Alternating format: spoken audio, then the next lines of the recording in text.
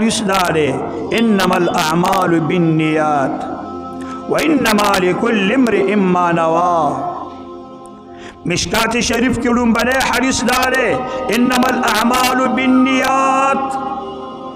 او علما وایي چې هر کار چې کله کې نو د هر کار په سر کې دا حدیث مخکې ولیکه چې تا ته یادي چې انما الاعمال بالنیات.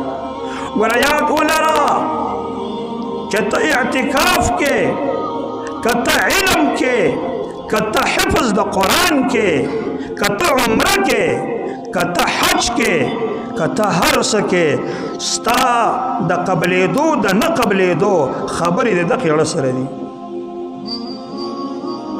د دې خپل نیت اصلاح ور اول وکړه. که په نه کې دې دا وي چې دا خلک به وایي د خیره سره یاره ډېر تکړه سړی دی، پروسه کالم ناست او سا کالم بیا ناست دی او ډېر تکړه دی، خلک خپل کارونه کوي او دې غریب بډې والي دي. او بیا چې مړ شم اعلان به وشي راپسې چې هر کال به اعتکاف کولو. د داسې سړي د اعتکاف نه هېڅ فایده نشته. هغه شیطان تا له مخکې نه اراده غلطه کړې ده.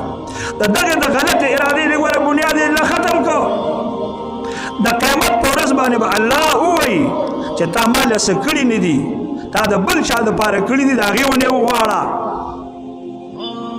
اول د نیت اصلاح وکړي. ګوره نیت اصلاح لازمي ده او د هر کار په وخت کې به ما او تا د نیت اصلاح کوو. زموږ علما وایي که د اسلام کې هر کار وکړلو خو چې د نیت اصلاح دی و ثواب ملاویږي.